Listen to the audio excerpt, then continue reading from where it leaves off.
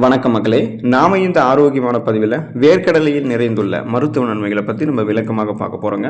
இப்போ நீங்கள் வேர்க்கடலையை பச்சையாகவோ அவித்து விட்டோ அல்லது வறுத்து கூட எடுத்துக்கலாம். அதிக உப்பு சேர்க்காம அளவாக உப்பு சேர்த்து சாப்பிட்றது அப்படின்றது உடலுக்கு முழுமையான ஊட்டச்சத்துக்களையுமே கொடுக்கும்.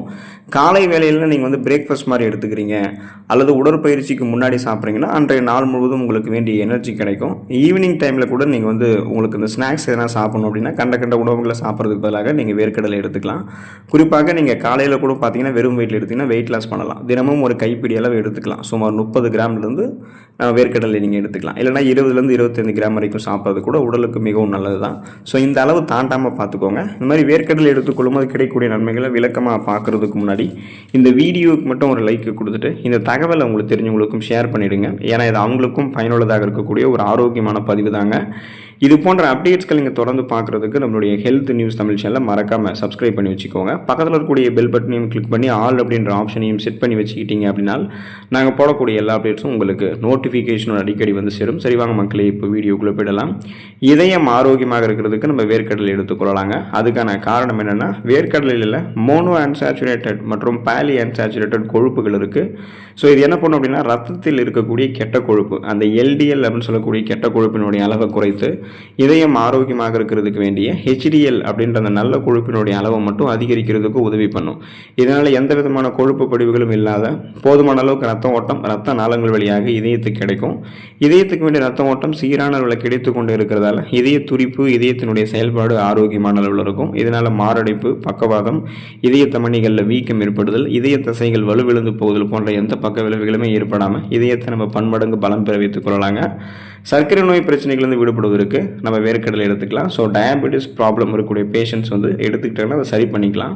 அதுக்கான காரணம் என்னென்னா, வேர்க்கடலினுடைய கிளைசமிக் குறியீடு, அந்த கிளைசமிக் இண்டெக்ஸ் மிகவும் குறைவு. ஸோ கிளைசமிக் இண்டெக்ஸ்னால் என்னென்னா, நாம் ஒரு உணவு எடுத்துக்கொள்ளும் போது அந்த உணவுகள் இருக்கக்கூடிய கார்போஹைட்ரேட் நம்மளுடைய ரத்தத்தில் இருக்கக்கூடிய சர்க்கரையினுடைய அளவில் எந்த மாதிரி தாக்கத்தை ஏற்படுத்துது அப்படின்றத பொறுத்து கிளைசமிக் இண்டெக்ஸை கணக்கு பண்ணுவாங்க.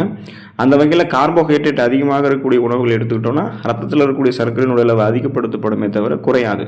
அப்போது லோ கிளைசமிக் இருக்கக்கூடிய உணவுனா என்னென்னா, அந்த உணவுகளில் கார்போஹைட்ரேட் இருக்காது, நார்சத்து தான் இருக்கும். ஸோ இதனால் ரத்தத்தில் இருக்கக்கூடிய சர்க்கரையினுடைய அளவு கட்டுப்படுத்திக்கலாம். ஸோ அப்போ பார்த்தீங்கன்னா, திடீரென நம்மளுடைய ரத்தத்தில் சர்க்கரையினுடைய அளவு உயர்வதை தடுத்து இன்சுலினுடைய உற்பத்தியை சீராக பராமரிக்கிறதுக்கு வேர்க்கடலை உதவி பண்ணுதுங்க. எனவே சர்க்கரை நோயாளிகள் மிதமான அளவில் வேர்க்கடலை எடுத்துக்கொள்ளும் போது அந்த சுகர் ப்ராப்ளத்திலிருந்து நீங்கள் விடுபட்டு நலமோடு வாழலாம். உங்களுக்கு ஃபியூச்சரில் சுகர் ப்ராப்ளம் வரக்கூடாது, ஆரோக்கியமாக இருக்கணும்னு நினச்சிங்க அப்படின்னாலுமே நீங்கள் வேர்க்கடலை எடுத்துக்கொள்ளும் போது அந்த பிரச்சனைகளிலிருந்து விடுபட்டுடலாம். மூளை வளர்ச்சி ஆரோக்கியமாக இருக்கிறதுக்கு மற்றும் ஞாபக சக்தி மேம்படுவதற்கு எல்லாமே நம்ம தொடர்ந்து நம்மளுடைய உணவுகளில் வேர்க்கடலை எடுத்துக்கலாங்க.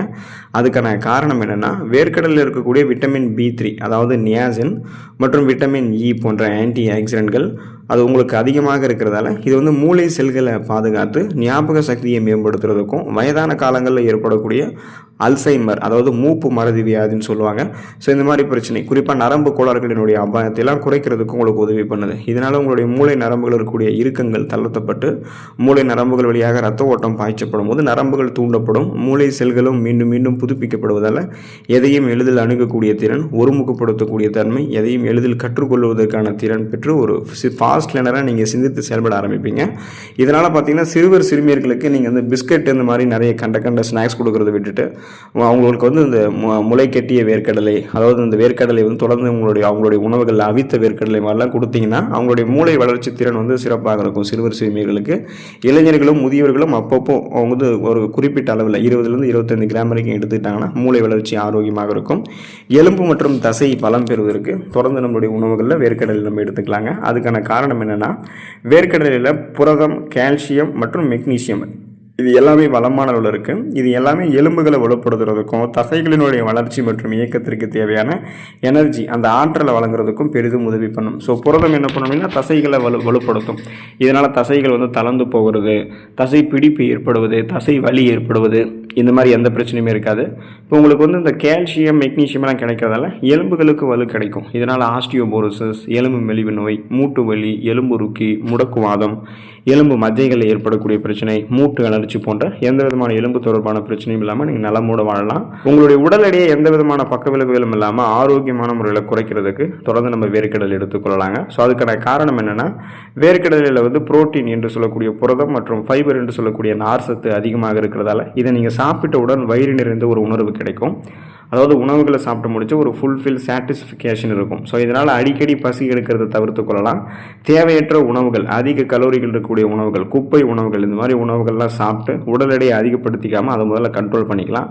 இதனால் அந்த உடல் பருமன், ஒபிசிட்டி எல்லாம் உங்களுக்கு வராது, நீரிழிவு பிரச்சனை எல்லாம் வராது. ஏன்னா உடல் பருமன் வந்தால் நீரிழிவு வரும். ஸோ அதெல்லாம் உங்களுக்கு ஒரு பக்கம் இருந்தாலும் இப்போ வெயிட் லாஸ் பண்ணணும் அப்படின்னாலே நம்ம வந்து வேர்க்கடலை எடுத்துக்கொள்ளும் போது பசியை கட்டுப்படுத்திக்கிட்டோன்னா ஏற்கனவே நம்மளுடைய உடலில் தேங்கக்கூடிய அதிகப்படியான கொழுப்புகள்லாம் கரைக்கப்பட்டு நமக்கு வேண்டிய ஆற்றலாக மாற்றப்படும். ஸோ கொலஸ்ட்ரால் எனர்ஜியை கன்வெர்ட் ஆகி எரிக்கப்பட்டுறதால நமக்கு வெயிட் லாஸ் அப்படின்றது சிறப்பாக நடக்கும்.